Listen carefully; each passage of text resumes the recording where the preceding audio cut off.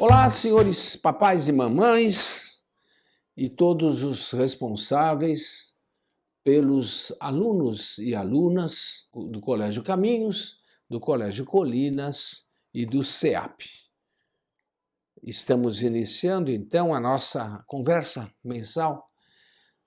Dessa aqui se refere ao mês de setembro e o nosso tema, o tema que os senhores tiveram oportunidade de acompanhar durante esse mês, é o tema relativo ao assunto liberdade. Como os senhores viram, não é um assunto muito fácil de tratar, de discutir, porque certas palavras muito importantes, como amor, por exemplo, como vida, ou como alegria, ou como liberdade, são palavras que têm uma multiplicidade de sentidos, de analogias muito grande. E quando a gente precisa tratar de liberdade, ainda mais no nosso tema aqui, né, que na verdade é a educação na liberdade, nós precisamos primeiro precisar claramente o que nós estamos querendo dizer com isso. E confesso que é meio complicado precisar, então eu vou tentar, através de um ou dois exemplos, tentar precisar o termo para depois nós falarmos da educação na liberdade, da educação da liberdade na infância, na adolescência e qual é o nosso papel como pais, né, como educadores nessa educação. Vamos lá então. O pressuposto de uma autêntica educação personalizada, educação como os nossos colégios querem praticar, o pressuposto dessa educação é que as pessoas são livres. A educação, verdadeira educação de uma pessoa pressupõe a liberdade. Se não houver liberdade, se a pessoa não é livre, nós não podemos falar em educação, podemos falar em adestramento. Talvez em treino, ainda assim a palavra treino não cabe bem. Como se adestra um animalzinho, um animal, um cavalo, um cachorro? O cavalo e o cachorro não são livres porque eles não têm liberdade, eles têm instinto. Então, da mesma forma, podemos se falar em adestramento de crianças, mas educação mesmo, educação no sentido maior da expressão, isso não existe se nós não tivermos liberdade primeiro. Há um entendimento errôneo de liberdade. Quando a gente fala liberdade, todo mundo quer ser livre, etc. Então, há um entendimento errôneo de liberdade que, na verdade, é um entendimento menor, que dá para a liberdade um sentido muito menor do que a liberdade tem. Esse entendimento é o entendimento que liberdade é o direito que eu tenho de fazer o que quiser. A pessoa é livre quando ela tem o direito de fazer o que quiser. Se ela não pode fazer alguma coisa, ela não é livre. Essa ideia é errônea, porque pressupõe parte do princípio de que liberdade é alguma coisa que a pessoa faz. E, na verdade, liberdade é alguma coisa que a pessoa é. Está errado dizer, por exemplo, nós somos livres. Dá a impressão que é. É uma bobagem, mas não é. É muito maior do que isso, a liberdade. Dizer nós somos livres está nos limitando um pouquinho. Na verdade, nós somos liberdade. Tá? Eu vou chegar nesse conceito aos poucos. Vamos lá. Eu vou dar um exemplo assim muito claro, acho que num nível muito baixo, mas que nos ajuda a entender. Nós estamos aqui no Caminhos de Colinas, no CEAP, na Zona Sul de São Paulo.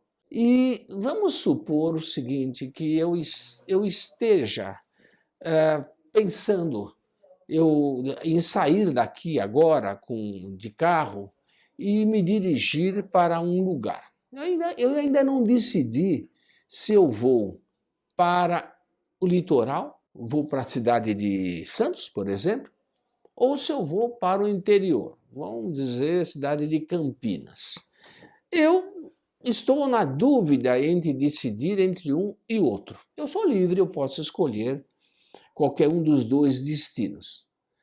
E depois de pesar um pouquinho as consequências, o que eu vou fazer em Santos, o que eu vou fazer em Campinas, eu acabo decidindo, não, eu vou para Campinas. Veja bem, eu tomei uma decisão tendo em vista um fim. O fim é, agora, se coloca da seguinte maneira, eu vou para Campinas. Então, quando eu decido, quando eu assumo que o meu fim é Campinas, eu imediatamente cortei a possibilidade de ir para Santos, pelo menos ao mesmo tempo. Campinas fica uma direção e Santos fica na outra. Se eu decidir vou para Campinas, eu também decidi, implicitamente pelo menos, eu não vou para Santos. Então, os caminhos que me levam para Santos, eu cortei. Então alguém pode dizer, tá vendo? Você perdeu sua liberdade, porque antes você podia ir tanto para Santos quanto para Campinas. Agora que você escolheu um lugar, você perdeu sua liberdade, porque você não pode mais ir para os caminhos de Santos. É verdade, eu cortei, não posso mesmo. Né? Por quê? Mas isso significa que eu fiquei menos livre? Veja, muita gente acha que sim. E, na verdade, não, isso me tornou mais livre. Porque, tendo em vista um fim, uma finalidade, eu quero livremente ir para Campinas, eu imediatamente renunciei a todos os caminhos que não me levam para Campinas. E fiz isso livremente. Então, eu não perdi com isso, eu ganhei. Eu tenho agora uma decisão tomada, antes eu não tinha. Vamos dar um passo a mais e aplicar isso, aplicar essa ideia na vida humana. Temos um rapaz, uma menina, e ela está assim na adolescência, e ela começa a pensar, ele começa a pensar, bom, o que é que eu vou fazer da minha vida? Ela viu as possibilidades, estudou um pouquinho as possibilidades, os pais falaram com ela, as colegas conversaram com ele, os colegas conversaram com ele, e ele decidiu, ele percebeu, bom, eu me sinto atraído tanto para fazer engenharia elétrica, quanto para ser, digamos assim, advogado. Né? Eu me sinto atraído tanto para adotar um estado de celibato, não vou me casar, ou adotar um estado de, não, eu vou me casar, vou constituir família. Veja, ele tem essas opções. Né? Ele está se examinando a respeito de qual dessas grandes decisões, agora não se trata de ir para Campinas ou ir para Campinas e para Santos, não se trata, portanto, de uma decisão pequena, não se trata com que roupa que eu vou sair, se eu vou sair de tênis ou de sandália. Agora a decisão que está dentro dele é uma decisão que está implícita nele, que ele precisa escolher. Agora é uma decisão de grande voo, trata-se de dirigir a própria vida para um estado ou para outro. Né? E ele então, depois de considerar, a menina depois de muito pensar, de muito pedir conselho, de conversar com outras pessoas, ela decide, eu vou estudar engenharia eletrônica, eu vou estudar, vou fazer engenharia e vou me casar. Entende? Veja, quando ela pensa isso, ela cortou as outras possibilidades. Porque a pessoa não pode casar e não casar ao mesmo tempo. Ela tem que escolher, ou casa ou não casa. Ela é livre. Mas ela, a partir do momento que escolheu, entende? Muita gente diz, agora ela não é mais livre. Não, ela continua sendo livre. Aliás, ela é mais livre. Porque ela, tendo em vista um fim, tendo em vista o fim da sua vida, ela fez uma escolha. Ela fez uma escolha. A educação, agora vamos cair no problema ou na missão que nós, enquanto pais, enquanto educadores, a missão que nós, enquanto pais, enquanto educadores, nós temos que exercer em educar alguém para que ele exerça, para que ele seja liberdade, para que ele seja livre. Então, vejam, a educação na liberdade corresponde a essa intenção de estimular alguém para que vá aperfeiçoando a capacidade de dirigir a própria vida. Veja, a pessoa precisa, aos poucos, a criança pequena, ela precisa, aos poucos, ser acostumada a tomar decisões. Decisões pequenas, se ela é uma criança pequena, decisões de pouca monta, mas decisões livres. Decisões em que o pai ou a mãe perguntam o que você acha que você deve fazer, isto ou aquilo, coisas que a criança tem a capacidade para decidir, e a criança, depois de pensar, depois de considerar aquilo num nível de maturidade próprio, capaz, compatível com a idade dela, ela decide, quero fazer isso. Então, isso se educa. Por quê? Porque, infelizmente, existem muitas formas de manipular a vontade de uma pessoa, quer seja criança, quer seja uma pessoa adulta. E se a pessoa é manipulada, ela não é mais livre. Se a pessoa se sente objeto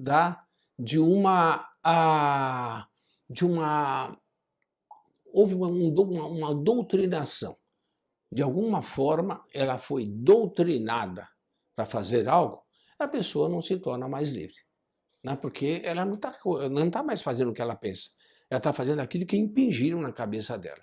Então, desde criança, nós temos que acostumar a pessoa a escolher, acostumar a criança a escolher, mas acostumar a criança a escolher sabendo por que está escolhendo. É uma coisa que nós habitualmente não fazemos. A gente fala, o que você acha? Por que você prefere esse tênis ou esse outro? Você prefere essa roupa ou essa outra? Você prefere pintar o seu desenho com essa cor ou com essa outra? E nós paramos aí. Mas é uma fase mais importante que cimenta isso, que torna isso realmente efetivo, que é o seguinte: por que você quer isso? Nós temos que nos acostumar a perguntar para os nossos filhos, e perguntar para os nossos alunos: você tomou essa decisão? Beleza, muito bem. Você parou para pensar? Parei, então agora me explique por que você tomou essa decisão e não essa outra. A criança tem que se acostumar. Ela tem que se acostumar a dar razões. Nós temos que nos acostumar, quando damos uma ordem, quando fazemos um pedido para as crianças, ou para os nossos alunos adolescentes, a dar a razão por quê. Não basta usar a autoridade. Não basta dizer, faça isso porque eu quero. Entende? Se a criança é muito pequena para entender a razão, tudo bem. Então eu digo, se você vai fazer isso porque o papai está pedindo para você fazer. Entende? E isso é uma razão. A criança não é capaz de entender que é uma razão, mas é. É uma razão, e aliás, é uma razão muito profunda. Mas na medida em que a criança for capaz de entender o argumento, deve se entender, papai está pedindo e papai está pedindo por causa disso. Entende? E aí, quando ele tomar de pequena ou grande ou média decisão dele, ele estará acostumado a dizer, papai, mamãe, eu escolhi isso por causa disso. Se a razão for errada, nós vamos pedir para tentar explicar para ele, ou explicar para ele, o erro da razão. Mas veja, mais importante do que a razão ser errada e certa, é que ele escolheu de acordo com uma razão. Não é assim. Ele não sabe escolher, na verdade ele foi levado pela moda, ou levado pela propaganda, ou levado pela influência de qualquer coisa. Se a criança escolhe usar um determinado tênis, porque ela gosta daquele modelo de tênis, ela está dando uma razão. Se a criança quer usar aquele tênis porque viu na televisão, ou viu em um vídeo, ou viu em algum lugar, uma pessoa usando, e ela, por influência daquela pessoa, daquela artista, daquele ator, ele usa o tênis também, ele não está dando razão. Ele está indo praticamente só na imitação. Se nós admitimos isso, se nós não alertamos a criança a respeito disso, nós achamos que ela escolheu. Mas, na verdade, ela não escolheu. Ela foi manipulada. E foi manipulada pela propaganda, pela moda, por qualquer outra coisa. Entenderam? Então, vejam, pedir para a criança, educar a criança na liberdade, significa pedir que a criança explique também como ela resolveu tal problema de matemática. Significa fazer uma prova, isso eu estou falando agora com meus colegas professores, significa fazer uma prova em que se pergunta para a criança não alguma coisa que ela decorou, mas se pergunta para a criança alguma coisa que ela é obrigada a explicar. Nem que a explicação seja muito pequena, nem que a explicação seja muito incompleta, ainda assim se pede a explicação, para que a criança se acostume com a ideia de que quando eu decido alguma coisa, eu devo justificar isso. E não é justificar para os outros só, nem principalmente. Não se trata de justificar para a professora, ou justificar para o meu pai ou para a minha mãe. Trata-se de justificar para mim mesmo. Trata-se de eu perceber que eu tomei essa decisão porque eu parei para pensar antes. Aí nós caímos num outro ponto. Se nós queremos educar as crianças, as pessoas, para serem livres, nós temos que mostrar que a liberdade pressupõe a busca da verdade. Veja, vamos tentar explicar assim. Eu só posso escolher bem se eu sei que aquilo que eu escolhi é bom. Aquilo que é bom é belo e verdadeiro. Eu preciso, então, na hora de escolher, buscar a verdade. Isso aqui é verdadeiro? Isso é bom? Isso é belo? Se isso é bom, belo e verdadeiro e eu escolho, eu estou fazendo a minha escolha de acordo com a verdade. Porque existe muita coisa que se propõe para a nossa escolha que são mentiras, que são falsidades. E que se eu escolho, entende, eu fui enganado. É preciso que eu entenda, então, que a verdadeira escolha só existe, só é lícita, né, quando ela está ligada à verdade. Não se pode escolher a mentira, né? Mesmo porque a mentira não existe. A mentira é uma ausência de verdade. Então, o que eu devo escolher é a verdade. Ora, para escolher a verdade, eu preciso primeiro buscar a verdade. E para buscar a verdade, eu preciso, em primeiro lugar, pensar. Então, uma outra coisa, estou sendo redundante, estou caindo de novo na mesma questão, é que para que a pessoa seja livre, ela precisa saber pensar. E para que a pessoa saiba pensar, ela precisa aprender. O pensamento, o raciocínio, não é uma coisa que nasça na cabeça da gente sem um aprendizado. É preciso educar a pessoa no pensamento. Né? Ensinar a pensar é a mesma coisa que ensinar a buscar a verdade. E aí, quando a menina escolhe de acordo com a verdade, ela tem que ter, às vezes, um outro reforço interno, um outro reforço moral. Esse fundo que vocês estarão ouvindo agora aqui são os vossos filhos e filhas. Né? No caso aqui, como estou gravando do lado das meninas, são as vossas filhas que estão contentes aí, brincando, falando, gritando e jogando. Elas estão exercendo a liberdade delas também, não se preocupe não, tá bom? Vamos lá então, vamos continuar. É preciso então que a criança tenha vontade firme, porque quando ela escolhe, ela pode de repente perceber que aquilo que ela escolheu livremente, procurando a verdade, aquilo que ela escolheu não é o que os outros escolheram. Os outros escolheram algumas coisas que está na moda. Os outros escolheram alguma coisa de acordo com a propaganda. e eles pararam para pensar e escolheram de acordo com a sua consciência, de acordo com a busca da verdade. Então, a escolha que eles fizeram difere da escolha dos colegas e das colegas. E aí ela vai ter que ter vontade firme, porque ela vai conversar com as colegas, ela vai se contrapor às colegas que disseram: ah, mas eu escolhi isso. E a menina vai dizer: eu escolhi aquilo e escolhi com tal e tal razão. E a outra menina ou outro rapaz que não escolheram de acordo com a razão, mas escolheram de acordo com a moda, eles vão se unir. Vai acontecer isso. Eles vão se unir e usar o único argumento que eles têm contra quem escolhe de acordo com a verdade. É o argumento do deboche. Haha, só você.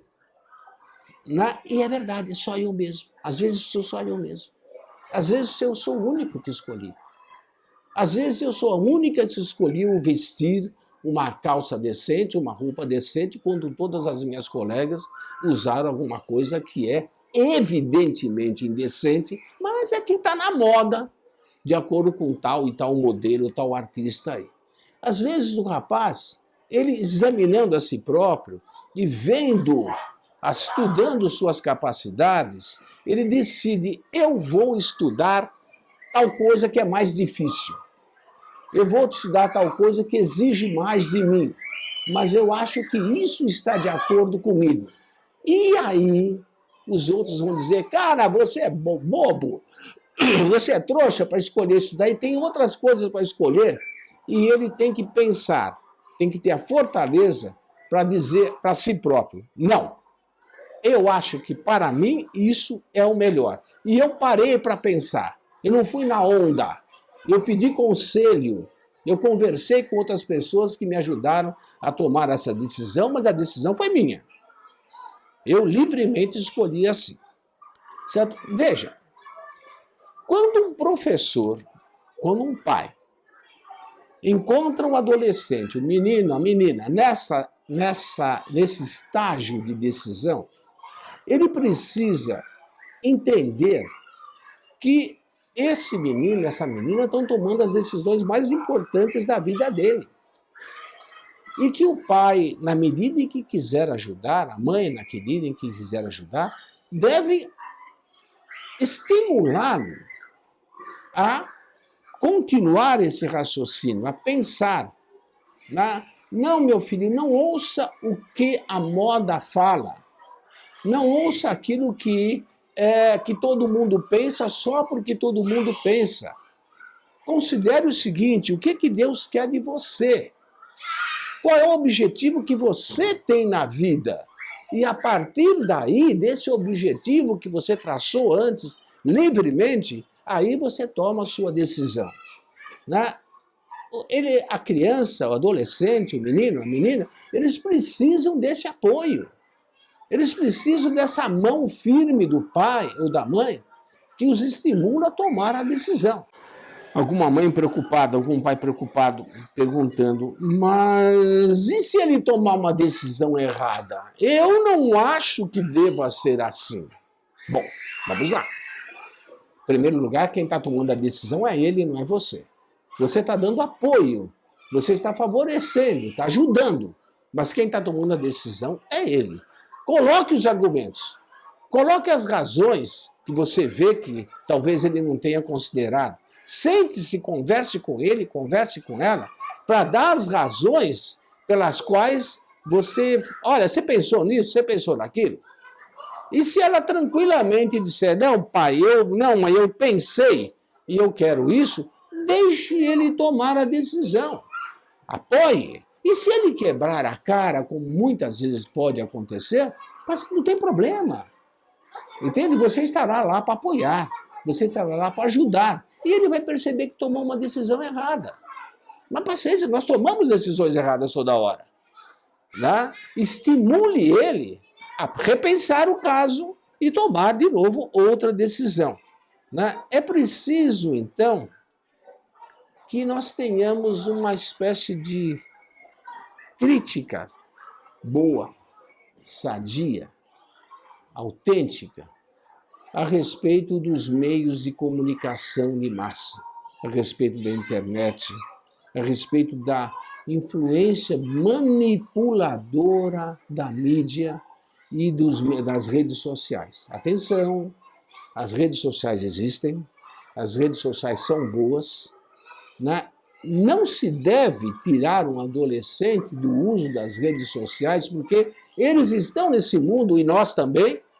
Esse mundo é o mundo que eles vivem, que nós vivemos também, né? Mas o que nós podemos fazer é mostrar, olha, tal coisa é muito boa, tal coisa é positiva e tal coisa não é. Podemos até citar exemplos dos outros, citar exemplos próprios, para que nós vamos formando nos nossos filhos, nossos alunos, uma vontade. Formar uma vontade forte, em que ele, depois de pensar, ele não tenha medo de enfrentar a oposição. Para uma boa formação, é preciso educar na liberdade e, ao mesmo tempo, ensinar a usar a liberdade, educando a vontade. Para que a pessoa seja livre, ela precisa ter uma vontade firme. E a vontade firme se cria desde pequeno. A vontade firme se cria quando o pai diz, agora você combinou comigo que agora é horário de estudar. Então agora você vai estudar. Não, mas hoje não. Hoje você marcou esse horário. Você marcou comigo. Nós combinamos que o melhor horário para você estudar é das 14h30 às 16h30. Muito bem, agora você vai estudar nesse horário. Não, mas eu tenho uns que, não tenho o que lá. Não, você vai estudar. Por quê? Às vezes isso fica meio artificial. Mas a criança, com o tempo, ela vai percebendo que existem limites, que existem horários, e que os horários são bons, e que os horários devem ser cumpridos, né? E que isso fortaleça a vontade. Pai e mãe precisam ser também, portanto, para educar na liberdade, pai e mãe, para educar na liberdade, eles precisam ser exigentes na formação da criança. E quando se é exigente, quando se exerce autoridade, existem dois perigos opostos. Primeiro perigo é exigir demais, e segundo perigo é exigir de menos.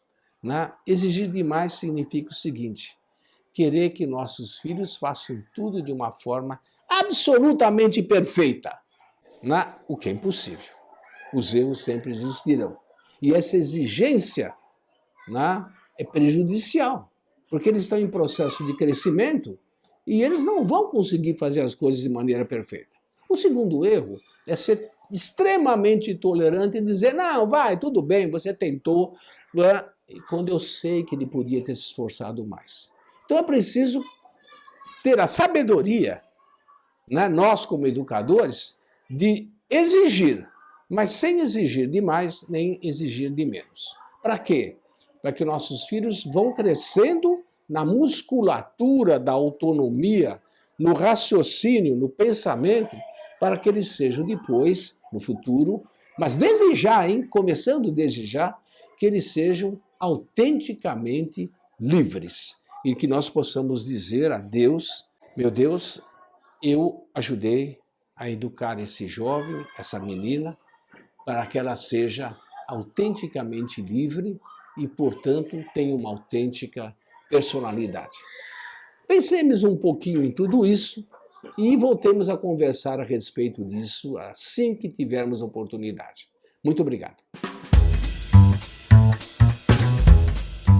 Olá, bom dia.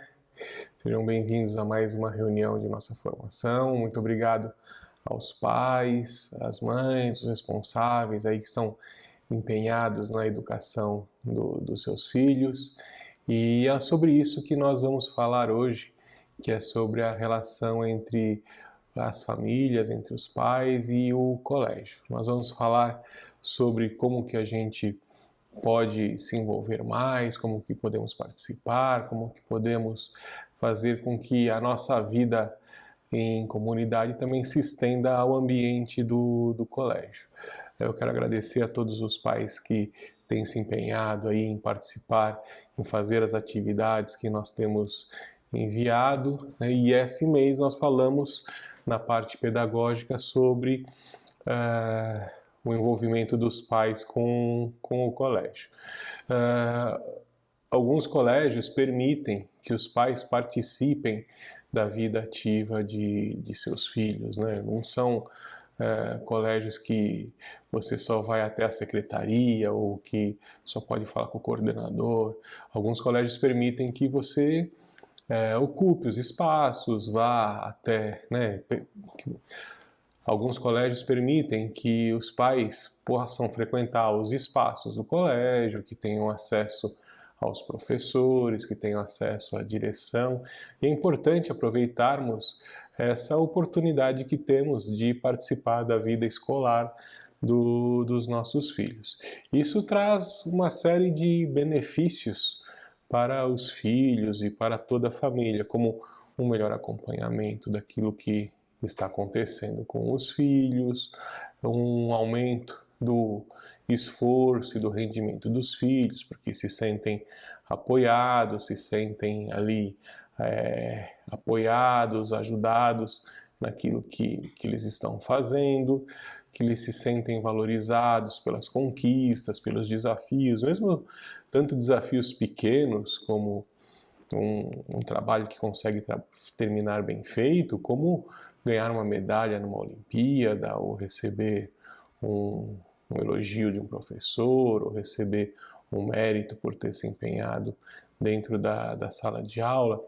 Tudo isso são benefícios importantes e ajudam não só na vida, né, na parte pessoal, individual dos filhos, como também no próprio ambiente de sala de aula, que fica muito mais positivo, muito mais tranquilo, se torna um ambiente de estudo, de empenho nos estudos, de dedicação, de objetivos grandes, de exemplos de um para os outros.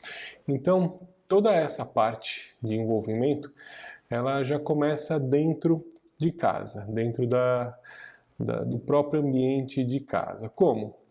Muitos pais eu sei que já fazem isso, né? Que conversam com os filhos, que perguntam como que foi o dia, o que você aprendeu hoje, me conta sobre isso aqui que você fez. Só que às vezes não são os dois pais, ou não façam todo dia. Então, se a gente puder melhorar isso, conseguir ouvir os filhos, conseguir saber deles o que vai acontecendo, isso é muito importante. Como eu disse, já muitos pais fazem, mas a gente tem que tentar transformar isso num hábito, numa rotina. Além disso, né, olhar as tarefas de casa, olhar o que eles estão fazendo. Quando eles são menores, tem um jeito. Quando são maiores, tem outro. Mas aí cada pai, cada mãe, com cada filho, vai sentindo como que é estar presente, como que é estar próximo, sem assim ser uma presença que iniba ou que deixa incomodado o seu filho, mas saber o que ele está fazendo, como ele escreve, o que está produzindo, se está fazendo algum trabalho. Então isso é importante dentro do ambiente de casa, saber o que o filho está produzindo, o que ele está estudando, como ele está estudando. Além disso, acompanhar a agenda escolar ou o calendário escolar, saber quando que é época de entregar algum trabalho ou é época de provas em que precisa estudar um pouco mais, ou quando é época de finalização de trimestre, está próximo de sair o boletim, perguntar, olha, então, como é que está?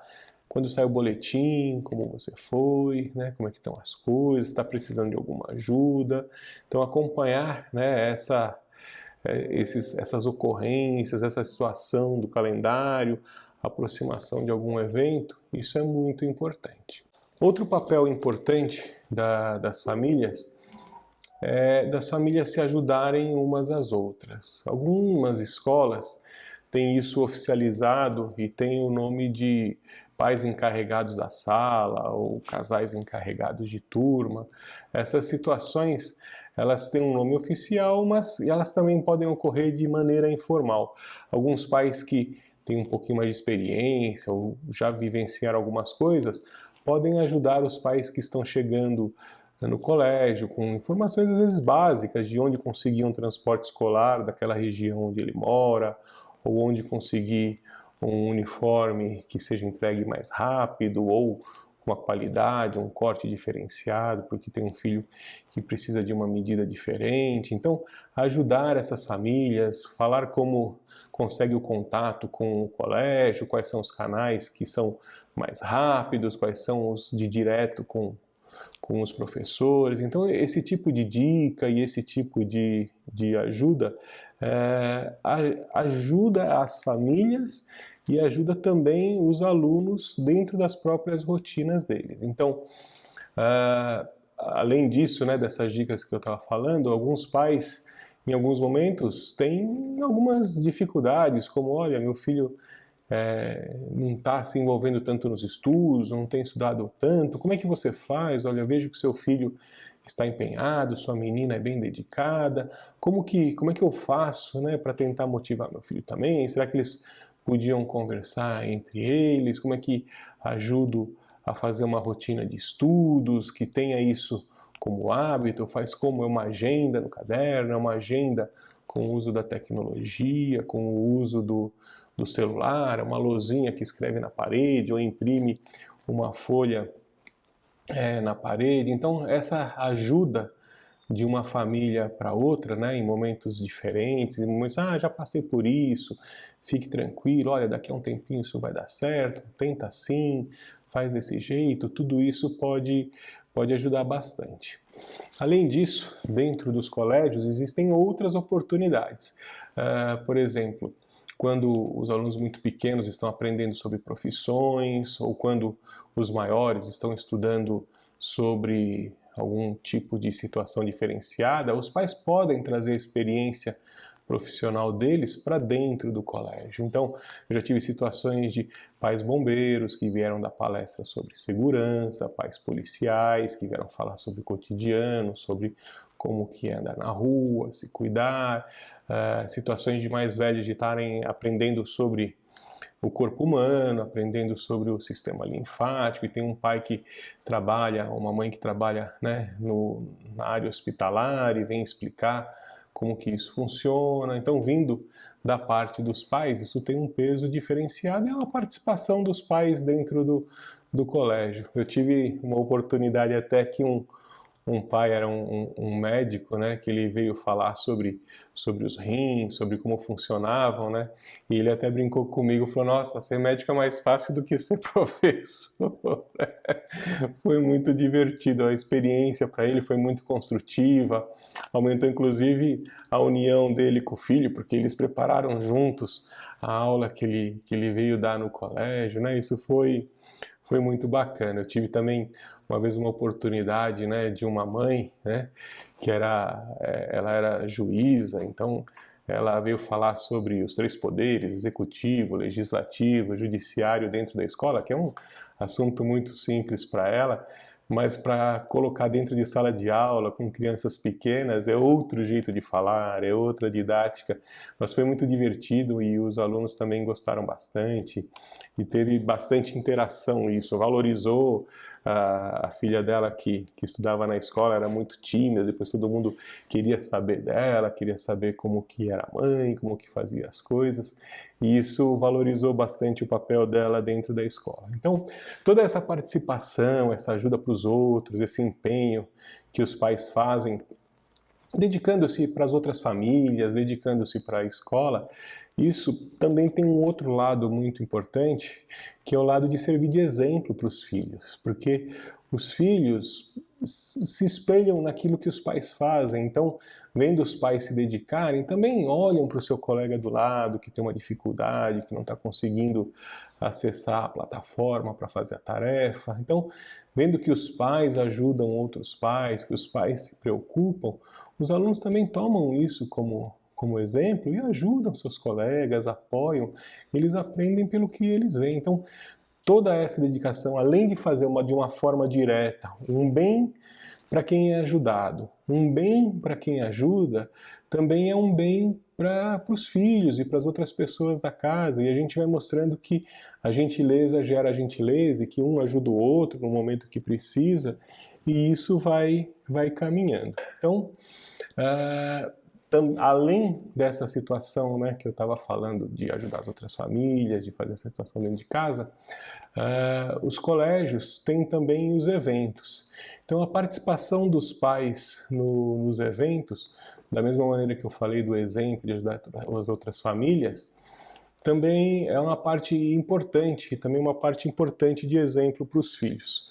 Porque, como foi dito nas atividades, né, a festa ela tem um sentido muito importante. A festa é uma pausa no cotidiano, é uma pausa no trabalho, é uma pausa na rotina para comemorar alguma coisa, ou algo que foi feito, ou uma nova etapa que nós vamos entrar. Então a comemoração sempre é comunitária, sempre é com os outros, com alguém, né? Pode ser pequena, pode ser maior, mas é uma celebração que mostra o quanto nós estamos felizes por alguma coisa que aconteceu ou que vai começar a acontecer dentro a partir daquele momento. Então é uma alegria, né, que é justificada e é celebrada. Então, se nós completamos mais um ano de vida, ou mais um ano de trabalho, ou uma etapa foi cumprida da formação e é uma formatura, uma meta de trabalho foi alcançada, isso, né, é importante ser celebrado. Por outro lado, se houve uma promoção no trabalho, se houve uma conquista, uma meta que estávamos tentando fazer alguma coisa e foi conseguida, isso é importante. Também tem mudanças significativas na vida, como um casamento, um crisma, né, que vai ser uma nova vida, uma nova etapa, um trabalho novo ou uma mudança, né, dos estudos. Essas celebrações são sempre muito importantes e marcam o quanto a gente considera essa situação. E dentro do colégio, nós temos muitas celebrações, muitas situações em que nós também celebramos as conquistas, também celebramos as passagens, e é importante que os pais participem e que se entendam como são parte, e eles são a festa, os pais, os alunos, toda a comunidade escolar. Por que isso? Porque a preparação da festa, a situação do entorno, ele é tão importante quanto o próprio dia. Eu aprendi isso, né, de uma maneira muito prática, vivenciando da minha esposa a preparação que ela fazia para uma celebraçãozinha simples que a gente fazia de aniversário de um filho, mas coisas simples que ela podia ir na padaria e comprar um docinho ali e trazer, mas ela queria fazer o docinho, e aí participávamos todos de enrolar brigadeiro, de melecar a mão, de lambuzar um com o outro, e também, assim, a situação de ter um carinho naquilo que se faz, de ter um cuidado de ser esse papelzinho e não ser aquele, da gente carregar as coisas para cá, para lá, muda a mesa, faz força, cada um com os seus talentos dentro da família e dentro da comunidade, ir se ajudando e ir participando disso. Então, toda essa preparação, ela também, né, faz parte dessa celebração. E o dia, claro, tem a festa, tem a alegria, mas a alegria já foi vivenciada e, de novo, ela serve como exemplo do carinho, da dedicação, do esforço, do cuidado pelos outros, do cuidado da importância daquela celebração que está sendo feita, daquele aniversário. Então, a gente participar, né, das atividades do colégio, nós vamos ter formaturas, eventos de entrega de medalhas para alunos, para pais, por conta de estudos que eles fazem, festa junina, celebração de Dia dos Pais, Dia das Mães. Todos esses eventos são muito importantes e a preparação e o compartilhamento dessa preparação também é muito importante. Nós tivemos nas atividades que nós realizamos alguns comentários de pais muito importantes nesse sentido. Teve um comentário aqui que comentou a respeito de celebrar o aniversário do filho num rodízio de massas e que foi importante decidir onde ia, como ia, quanto a gente pode, quanto a gente não pode, mas o filho se sentiu valorizado e sentiu que teve um empenho da família em que aquele dia fosse celebrado, em que aquela situação fosse comemorada. Então ele viu o esforço, viu a dedicação da família e se sentiu importante, valorizado, e naquele momento se sentiu único. Uma outra família comemorou um carro novo que eles conseguiram comprar, que fez uma diferença dentro do ambiente familiar, das rotinas, que eles conseguiram fazer as coisas de uma maneira diferente. Teve uma outra família que comentou ter celebrado a conquista da casa própria, de sair do aluguel, e que fizeram na casa vazia, assim, sentados no chão, um piquenique, mas que foi uma celebração assim importante, valorizada, e fez um marco na vida deles. Teve uma outra família que comentou, né, que celebraram uma cirurgia de sucesso, que foi uma avó que estava doente, que estava fazendo um tratamento, e a cirurgia melhorou as coisas, então agradeceram a Deus, celebraram, comemoraram aquela etapa vencida. Uma outra família comentou sobre o primeiro trabalho do filho, né, com 17 anos, que conseguiu o primeiro emprego. Então é um marco na vida da pessoa, né, a entrada no mundo profissional, no mundo do trabalho. Então isso vai ter um desdobramento por muitos e muitos anos, mas aquele momento foi importante ter sido celebrado e ter sido comemorado. Então, todas essas situações de celebração, de comemorações dentro do colégio, como a gente falou, a importância dos pais participaram, como fora, são importantes dentro do cotidiano da escola. Um outro tema que nós abordamos, que nós falamos, foi do uso da internet, de como que isso aproxima as pessoas de uma maneira diferente que era algum tempo atrás. Algum tempo atrás, as amizades, às vezes elas até se enfraqueciam pela distância. A pessoa mudava de escola, mudava de bairro, mudava de cidade. Então, a distância dificultava a comunicação e a amizade até esmorecia. Hoje, com o uso da internet, o uso do sistema de comunicação, você tem videochamadas, tem os chats das redes sociais, isso aproxima bastante as pessoas, e mudar de escola já não significa mais perder aqueles amigos, né? Assim, a amizade é querer o bem do outro, então isso pode permanecer mesmo com a distância. E no colégio, as famílias querem o bem de outras famílias. Por isso, com o uso, né, da internet, das redes sociais, dá para mostrar, né, que a gente consegue cuidar das pessoas, cuidar das coisas, sem isso ser uma situação que dificulte tanto. Então, quando a gente investe tempo nas pessoas, quando a gente manda uma mensagem, olha, soube que seu filho estava com febre ontem, ele estava melhor hoje, né? Tudo isso é uma demonstração de atenção, de carinho, de preocupação com as outras pessoas, né? É uma demonstração de um interesse real, de uma preocupação. Olha, seu filho está precisando de ajuda para estudar, como que você está? A gente pode fazer alguma coisa? Todas essas situações podem nos aproximar, e as redes sociais nos ajudam com essa comunicação de uma maneira mais simples. Você coloca uma mensagem lá, a pessoa vê depois. Então, tudo isso pode de uma certa forma ajudar com essa relação entre as famílias, entre os filhos, entre o colégio, mesmo, né? O uso da internet aproxima. Se você tem uma dúvida, manda uma mensagem para o professor, assim que ele sair da aula, ele vai lá, dá uma olhada, responde, ou se não responde, vai ver o que está acontecendo. Se você manda uma situação que está preocupando, ou se tem uma dúvida, né? Não fica aquela dúvida aumentando e às vezes, né, incomodando, manda para o professor dali a pouco responde, foi um mal entendido, resolveu, isso já está certo. Ou se tem uma preocupação, o professor explica e a preocupação já some. Então,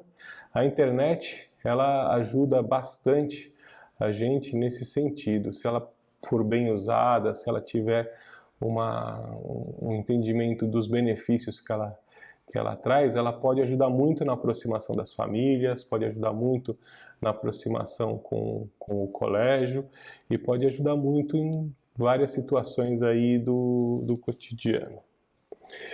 Então, a gente indo já para o final, eu queria assim salientar, né, não uma mensagem final, mas algumas mensagens finais, né? Importante envolver-se na vida escolar dos filhos. Essa é uma realidade que a gente tem que ter presente, tem que saber que a vida dos nossos filhos ela tem vários âmbitos e que a gente tem sim, né, que cuidar, trabalhar, ser provedor, mas também tem que estar junto com eles, tem que estar envolvido nas coisas que eles estão fazendo, tem que estar bem próximos deles, tem que, assim, de certa forma, estar mais próximos do que talvez a gente tenha até tido essa proximidade na nossa vivência com os filhos. Com relação à escola, né, é importante se envolver nas atividades da escola, saber o que acontece, olhar o calendário escolar, saber quando que são provas, perguntar para o filho, perguntar para o professor.